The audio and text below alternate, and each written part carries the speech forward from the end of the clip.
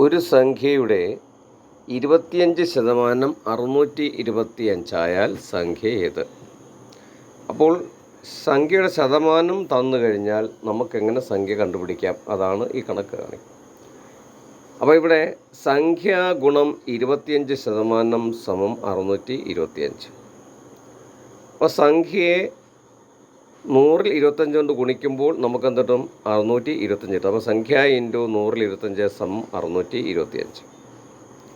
അപ്പോൾ സംഖ്യ is equal to, സംഖ്യ കണ്ടുപിടിക്കാൻ 625-നെ 100 കൊണ്ട് ഗുണിക്കണം. അതായത് 100 ലെഫ്റ്റ് സൈഡിൽ സമത്തിൻ്റെ ഇടതുവശത്ത് ഭാഗിച്ചിരിക്കുകയാണ്.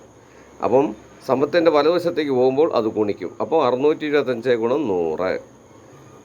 അതേപോലെ സംഖ്യ 25 കൊണ്ട് ഗുണിച്ചിരിക്കുകയാണ് ഇവിടെ.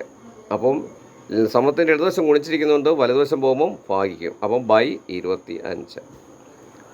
അപ്പം സംഖ്യ സമം 625 ഗുണം 100 ബൈ 25 ഈസ് ഈക്വൽ ടു 25-ഉം 100 കൂടെ നമ്മൾ വെട്ടുമ്പോൾ 4 കിട്ടും. അപ്പോൾ 625 ഗുണം 4 സമം 2500. അടുത്തൊരു കണക്ക്, ഒരു സംഖ്യയുടെ 20% 500 ആയാൽ സംഖ്യ ഏത്? നേരത്തെ നമ്മൾ ചെയ്തതുപോലെ തന്നെ സംഖ്യ ഗുണം 20% സമം 500.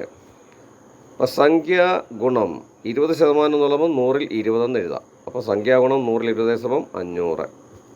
അപ്പോൾ സംഖ്യ കാണാൻ എന്ത് ചെയ്യണം? 500-നെ 100-ൽ 20 കൊണ്ട് ഭാഗിക്കണം. ഭാഗിക്കുന്നതിന് പകരം തിരിച്ചിട്ട് ഗുണിക്കുമ്പോൾ നമ്മൾ 500 ഗുണം 100 ബൈ 20 എന്ന് കിട്ടും.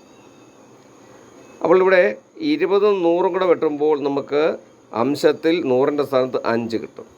അപ്പോൾ ആ 5-ഉം 500 ഗുണിക്കുമ്പോൾ നമുക്ക് 2500 എന്ന് കിട്ടും. അപ്പോൾ സംഖ്യയുടെ ശതമാനം തന്നാൽ നമുക്ക് ആ സംഖ്യ കണ്ടുപിടിക്കുന്ന രീതിയാണ് നമ്മളിവിടെ പഠിച്ചത്. അപ്പോൾ ഈ 2 കണക്കും നിങ്ങൾക്ക് മനസ്സിലായി കാണുമെന്ന് വിചാരിക്കുന്നു. അങ്ങനെയെങ്കിൽ നമ്മുടെ ചാനൽ ലൈക്ക് ചെയ്യാനും സബ്സ്ക്രൈബ് ചെയ്യാനും മറന്നു പോകരുത്. Thank you.